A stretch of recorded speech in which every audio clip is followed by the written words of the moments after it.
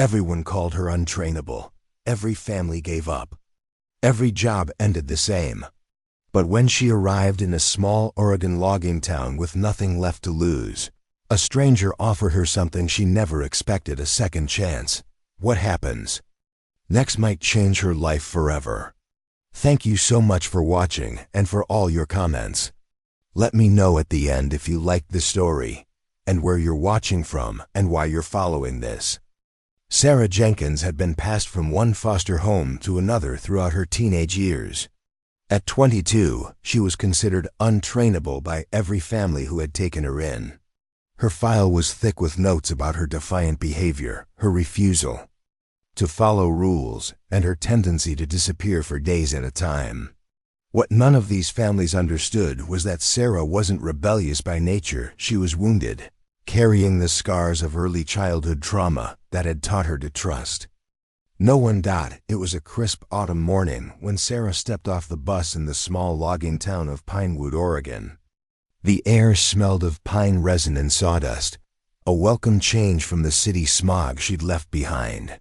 With just $50 in her pocket and a backpack containing everything she owned, Sarah had come to Pinewood on a whim after seeing a help wanted sign in an online listing for a local diner. "You must be the new girl," said a middle-aged woman with faded blonde hair when Sarah pushed open the door to the Pinewood diner.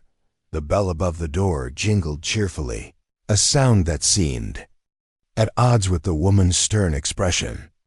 "I'm here about the job," Sarah replied, her voice quiet but firm. She'd learned long ago not to show weakness.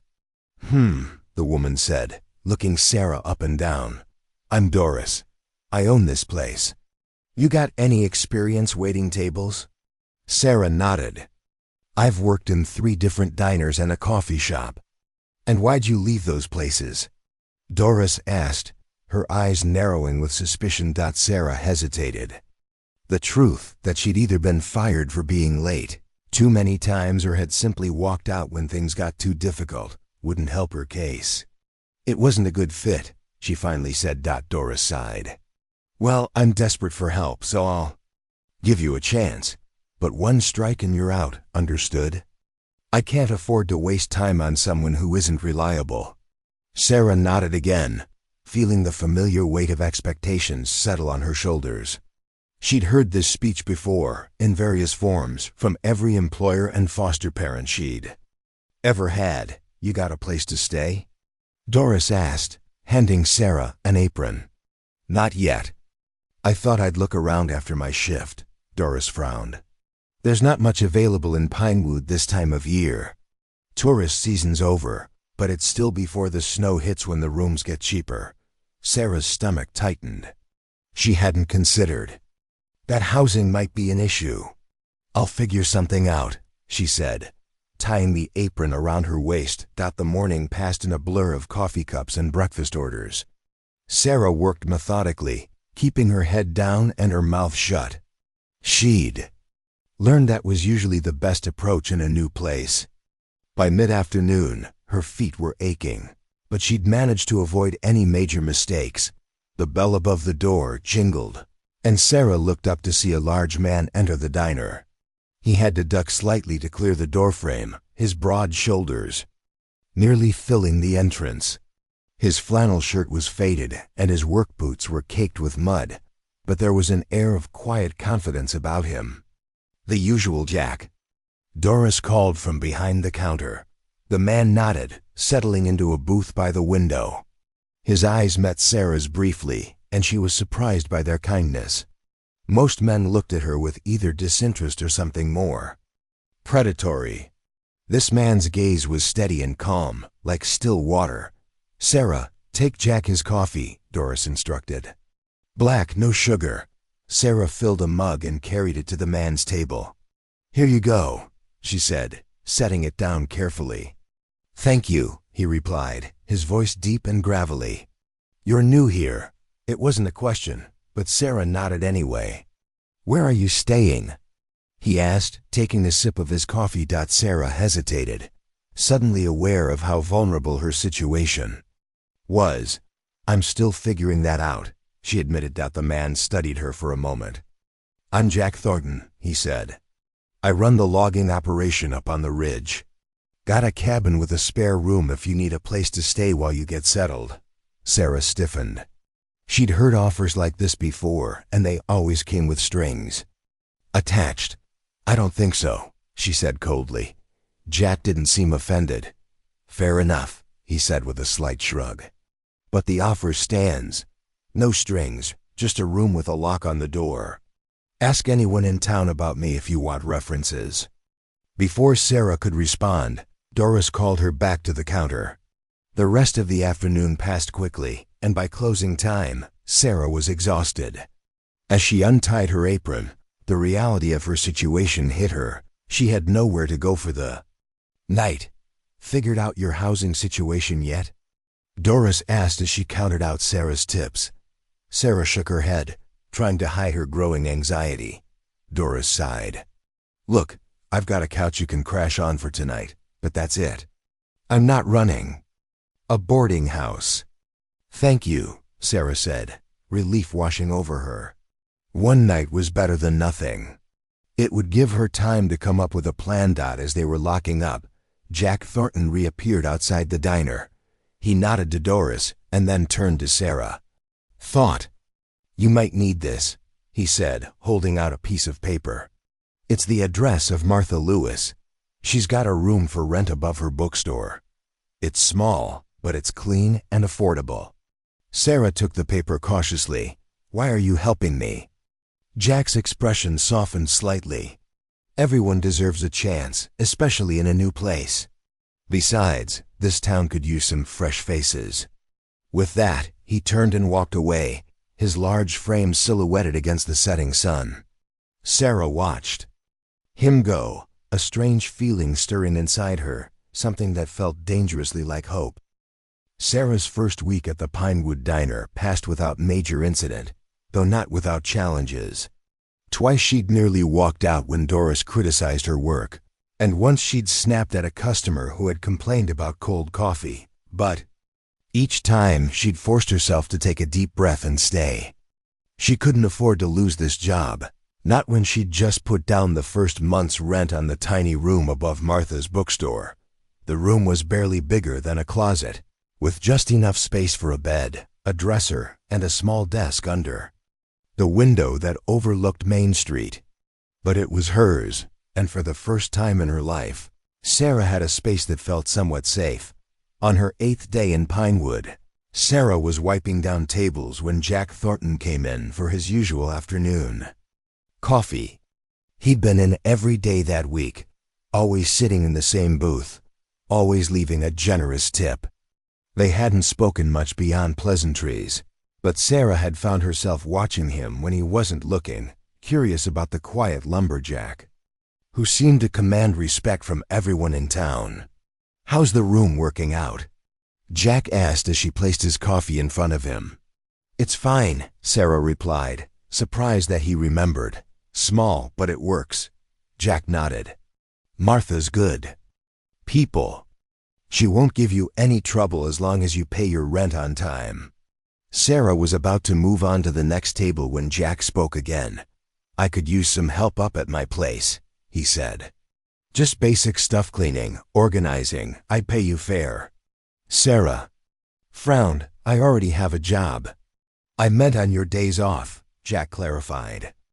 "Doris mentioned you're only working 5 days a week here." Sarah's frown deepened. She didn't like the idea of Doris and Jack discussing her work schedule. It felt too much like the foster care system, where adults would talk about her as if she weren't even in the room. "Why me?" she asked bluntly. Jack didn't seem bothered by her directness. "You work hard," he said simply, "and I could use the help.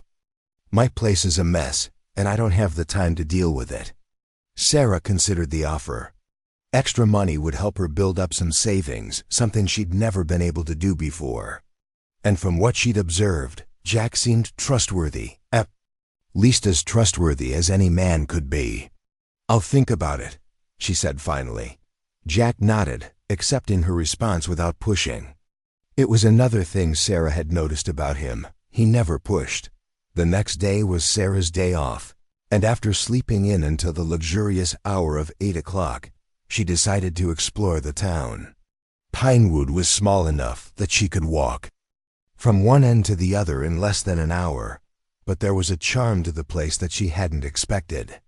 The main street was lined with small shops, a hardware store, a bakery, a second-hand clothing store, and of course, Martha's bookshop below her room. As she passed the hardware store, Sarah noticed a help wanted sign in the window of a small office next door.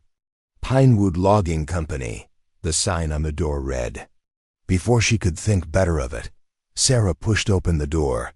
A bell similar to the one at the diner announced her arrival, and a moment later, an older woman with silver hair and sharp eyes emerged from a back room. "Can I help you?" the woman asked, her tone businesslike but not unfriendly. "I saw the help wanted sign," Sarah said, gesturing toward the window. The woman looked Sarah up and down, much as Doris had done on her first day at the diner. "You don't look like you're here to apply for a logging position," she said with slight smile. "No," Sarah agreed. "But the sign didn't specify what kind of help you needed." "Fair enough," the woman conceded. "I'm Eleanor Thornton. This is my office, though my son Jack runs most of the actual logging operation these days." Sarah's surprise must have shown on her face, because Eleanor's smile widened. "You know Jack?" "I work at the diner," Sarah explained. "He comes in for coffee." "Ah, you must be Sarah," Eleanor said, nodding. "Jack mentioned Doris had hired someone new. Said you were a hard worker." Sarah wasn't sure how to respond to that. The idea that Jack had been talking about her to his mother was unsettling, yet strangely flattering. "Anyway," Eleanor continued, "the position is for office help. Filing, answering phones, basic bookkeeping.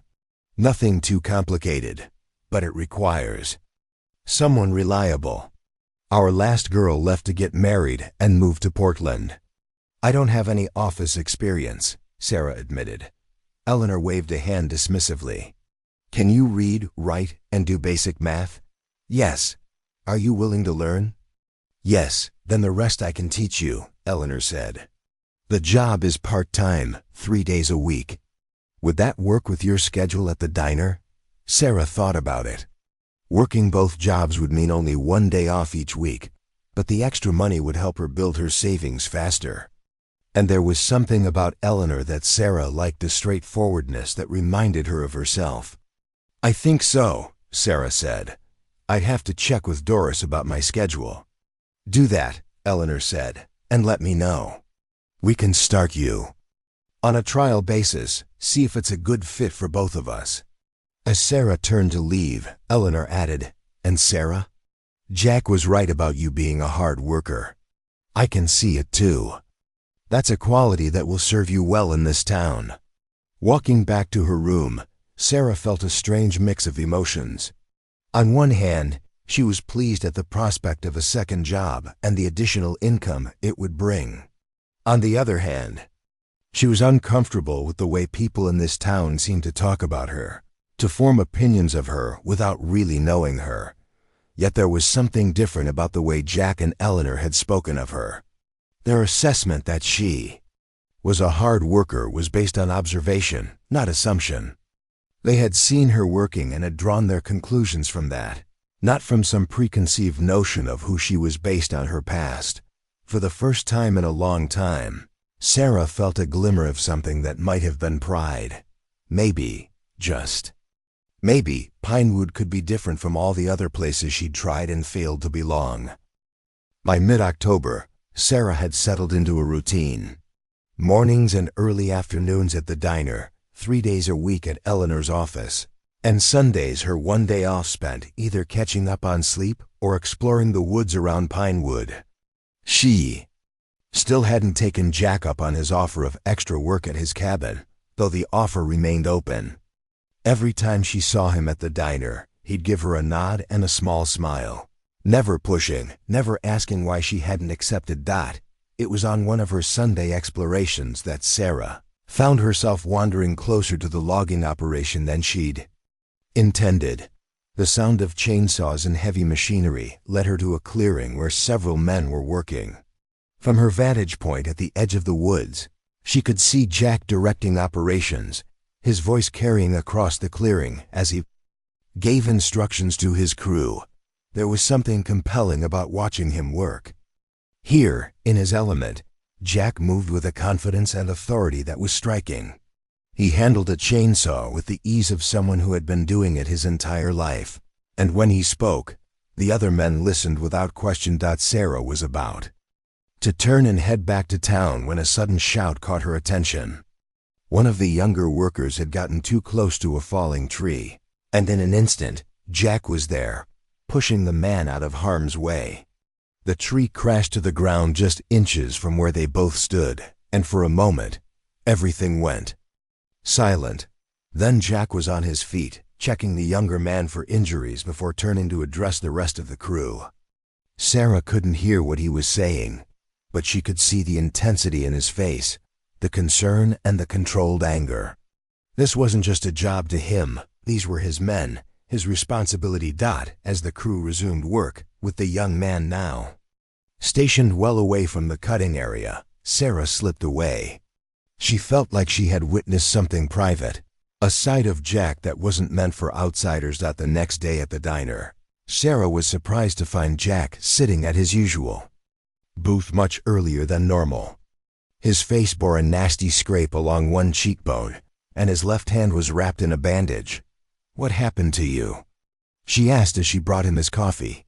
Jack glanced up, seeming slightly surprised at her question. It was the first time she'd initiated a conversation with him. "Occupational hazard," he said with a small shrug. Tree decided to fight back. Sarah hesitated, then said, "I saw you yesterday. In the clearing. You saved that guy from getting crushed." Jack's expression changed slightly, a flicker of something crossing his face before it returned to its usual calm. "You were up at the logging site?" "I was just walking," Sarah explained. "I heard the chainsaws and got curious." Jack nodded, taking a sip of his coffee. Tim's new, still learning the ropes. "He'll be more careful now."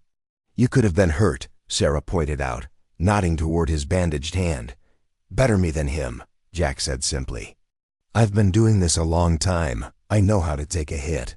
Something about the way he said it, the matter-of-fact acceptance of risk, the prioritization of someone else's safety over his own stirred something in Sarah. It reminded her of a foster mother she'd had briefly when she was 12, a woman named Grace, who had once stepped between Sarah and her drunk husband when he'd raised his hand to strike. Grace had taken the blow instead, and the next day, Sarah had been moved to a new home.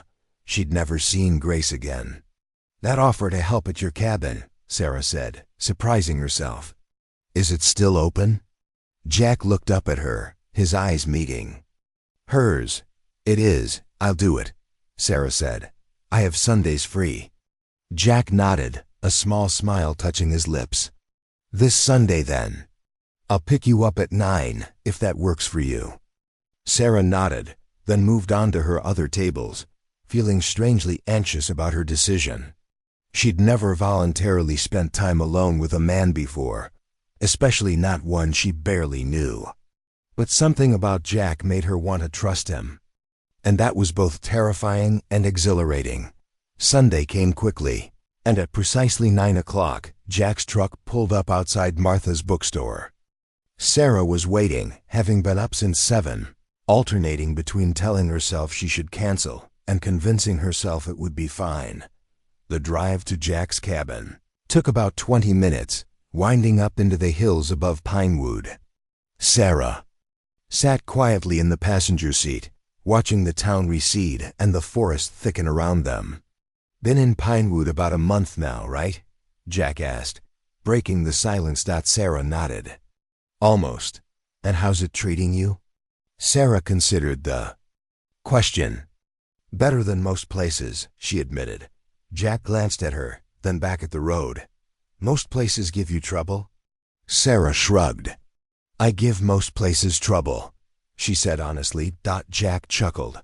a low rumble that seemed to fill the cab of the truck. "I can believe that," he said, but there was no judgment in his tone, only a kind of appreciation. The cabin, when they reached it, was larger than Sarah had expected. Built of solid logs with a stone foundation, it sat in a small clearing surrounded by tall pines. A wide porch wrapped around the front, and smoke curled lazily from a stone chimney. "It's beautiful," Sarah said, unable to hide her surprise. "Built it myself," Jack said, a hint of pride in his voice. "Took 5 years, working nights and weekends." Inside, the cabin was a strange mix of meticulous craftsmanship and bachelor chaos. The structure itself was impressive, open beam-to-ceilings, a massive stone fireplace, handcrafted furniture that Sarah suspected Jack had made himself. But the surfaces were cluttered with papers, tools, dirty dishes, and laundry that needed folding. "I meant it when I said I needed help," Jack said, seeming slightly embarrassed by the state of the place. "I'm good at building things, not so good at keeping them tidy." Sarah found herself smiling. "Well, that's what I'm here for, I guess." They worked together throughout the morning, with Sarah organizing the living room and kitchen while Jack tackled the laundry.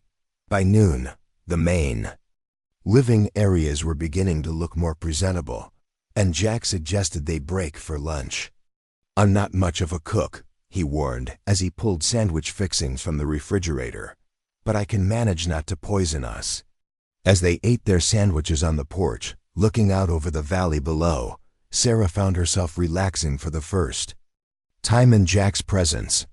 There was something calming about him, a steadiness that she wasn't used to in the people around her. "Can I ask you something?" Jack said, setting down his sandwich. Sarah tensed slightly but nodded. "What brought you to Pinewood?" "It's not exactly on the way to anywhere." Sarah considered deflecting, as she usually did when people asked about her past. But something made her answer honestly. "I needed somewhere new. Somewhere nobody knew me, or had any expectations." Jack nodded, as if this made perfect sense to him. "And before Pinewood?" "Foster care until I aged out," Sarah said, the words coming out more easily than she'd expected. "Then a series of jobs and apartments, none of which lasted very long." "Why not?" Jack asked, his tone curious rather than judgmental. Sarah shrugged. "I'm not easy to get along with. At least, that's what people tell me." Jack studied her for a moment. "I haven't found that to be true," he said finally. Sarah looked away, uncomfortable with the implied compliment. "You don't know me very well." "I know enough," Jack said simply. As autumn deepened into winter, Sarah found herself spending more and more time at Jack's cabin. What had started as a one-day-a-week job had gradually expanded to include occasional weekday evenings when Sarah would help Jack with smaller projects around the property. He was teaching her basic woodworking skills, and she found that she enjoyed the precision and tangibility of the work. The first snow of the season came in early December, transforming Pinewood into a winter wonderland overnight. Sarah woke to find the town blanketed in white, the familiar streets suddenly made new and mysterious. She had never lived anywhere with real snow before, and despite her usual wariness, she found herself enchanted by the transformation. At the diner that morning, the talk was all about the weather. Doris had put on a large pot of hot chocolate alongside the usual coffee, and the locals were coming in with red cheeks and stamping boots, eager for warmth and conversation. "First snow's always the prettiest," Doris remarked as she handed Sarah a mug of hot chocolate. "Enjoy it before it turns to slush." Jack came in around his usual time, snow dusting his shoulders and hair. He smiled when he saw Sarah, a warm, genuine smile that made something flutter in her chest. "Got a special project at the cabin," he said as she brought him his coffee. "Thought you might want to help.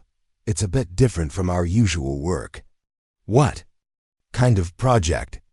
Sarah asked, curious despite herself. Jack's eyes twinkled with a mischief she hadn't seen before. "It's a surprise. Can you come by after your shift?"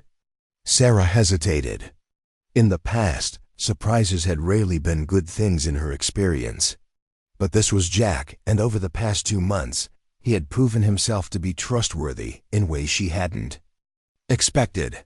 "Okay," she said finally. "I'm done at 3. "I'll pick you up," Jack promised. The rest of Sarah's shift seemed to drag, her curiosity about Jack's surprise growing with each passing hour. By the time 3 o'clock rolled around, she was almost anxious with anticipation. Jack was waiting outside the diner, his truck idling at the curb. As Sarah climbed into the passenger seat, she noticed the truck bed was covered with a tarp, hiding whatever lay beneath. "So what's this mysterious project?" she asked as they drove toward the hills. Jack smiled but shook his head. "You'll see soon enough." When they reached the cabin, Jack led Sarah around to the back, where a large shed stood that she had never entered before. He unlocked the door and flipped on a light, revealing a workshop filled with woodworking tools, and in the center, a partially completed wooden structure. "Is that a cradle?" Sarah asked, moving closer to examine the piece. Jack nodded. "My sister's expecting her first baby in February. I thought I'd make her something special." Sarah ran her hand along the smooth curve of the cradle's hood. The craftsmanship was exquisite, the wood polished to a soft glow. "It's beautiful," she said honestly. "I thought maybe you could help me with the detail work," Jack said, showing her some sketches he had made. "I was thinking of carving some small woodland animals along the sides. Deer, rabbits, maybe a fox or 2. "Jack, I've never done anything like that," Sarah protested. "I'd probably ruin it." "You've got steady hands and a good eye," Jack said confidently. "I can teach you the basics. We can practice on some scrap wood first." Before Sarah could object further, Jack had set up a workstation for her, complete with a set of small carving tools and a piece of pine about the size of her hand. "Just start by getting a feel for the tools," he suggested. "Try making some simple shapes. There's no rush." For the next hour, Sarah worked alongside Jack, trying to mimic his techniques as he demonstrated how to hold the tools, how to let the grain of the wood guide the carving, how to create depth and texture. Her first attempts were clumsy, but Jack's patient guidance helped her improve quickly. "You're a natural," he said as he examined a small leaf she had carved. "Look at the detail you got in the veins." Sarah felt a flush of pride at his praise. It was strange how much his opinion had come to matter to her over the past months. "Thanks for teaching me," she said quietly. Jack smiled. "Thanks for being willing to learn." As they worked, the small shed grew warm despite the cold outside, and Sarah found herself relaxing in a way she rarely did. There was something meditative about the carving, about focusing all her attention on the wood beneath her hands. "Can I ask you something?" she said after a while, not looking up from her work. "Of course," Jack replied. "Why did you help me when I first came to town?" "You didn't know me. I could have been anyone." Jack was quiet for a moment, considering his answer. "I've been where you were," he said finally. "Not exactly the same situation, but I know what it's like to feel like you're always on the outside, looking in." Sarah glanced up, surprised. "You? But everyone in town respects you. You belong here." Jack chuckled, though there was little humor in it. "Now maybe. But when I was younger, I was a lot like you. Angry at the world, always ready for a fight. My dad died when I was 14, and I went off the rails for a while. Did some things I'm not proud of. What changed?" Sarah asked, genuinely curious. "Someone gave me a chance," Jack said simply. "Old man Peterson, who used to run the logging operation before me. He caught me trying to steal some equipment from his yard one night. Instead of calling the sheriff, he offered me a job. Said if I was going to be around his equipment anyway, I might as well learn how to use it properly." Sarah found herself smiling at the story. "And that was it? You just changed?" "Not overnight," Jack admitted. "I still got in plenty of trouble, but Peterson never gave up on me. He'd just shake his head and give me another chance. Eventually, I started to feel like I'd be letting him down if I didn't at least try to live up to his expectations. And now you're doing the same for others, Sarah observed. Like Tim, the new guy at the logging site, Jack shrugged. I guess I am. It feels right, passing on what was given to me.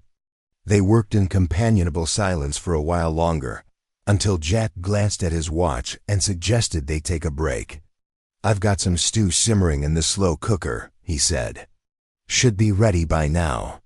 Inside the cabin, which was now noticeably tidier thanks to Sarah's regular help, they ate bowls of hearty beef stew and thick slices of bread that Jack had picked up from the bakery in town. As they ate, they talked about the upcoming holiday season. Pinewood apparently went all out for Christmas, with a town tree lighting ceremony and a holiday market. You should come to the tree lighting with me, Jack said.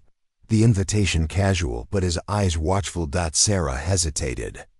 Going to a town event with Jack felt significant somehow, like crossing a line that she had carefully maintained between them. I don't know, she said. Crowds aren't really my thing. It's hardly a crowd, Jack said with a smile. Maybe 50 people, most of whom you already know from the diner or the office, but no pressure. The offer's there if you want it. As the evening drew to a close and Jack drove Sarah back to her room above the bookstore, she found herself thinking about his invitation. The idea of attending the tree lighting with him made her nervous, but not in the way that usually sent her running. This was a different kind of nervousness, more like anticipation. Thanks for today, she said as Jack pulled up in front of the bookstore. I enjoyed learning about carving. You're welcome anytime, Jack said. The cradle's not going to finish itself. Sarah smiled. I'll think about the tree lighting, she added, surprising herself with the admission. Jack's face lit up with a smile that made his eyes crinkle at the corners. I hope you'll come. But either way, I'll see you at the diner tomorrow. As Sarah watched him drive away, she realized with a start that for the first time in her life, she was starting to feel like she belonged somewhere. Pinewood, with its small-town charm and its people who seemed determined to see the best in her despite her prickly exterior, was beginning to feel like home, and Jack Thornton, the lumberjack who had seen something in her that no one else had bothered to look for, was a big part of the reason why. She wasn't ready to put a name to the feelings that stirred inside her whenever he was near, but she was no longer afraid to acknowledge that they existed. As the snow continued to fall softly outside her window, Sarah made a decision. She would go to the tree lighting with Jack. She would take this small step toward embracing the life that was beginning to take shape around her, a life that once held the promise of stability and connection rather than constant movement and solitude. For a woman who had been labeled untrainable by every family who had taken her in, Sarah was finally learning the most important lesson of all: how to trust not just others, but herself as well.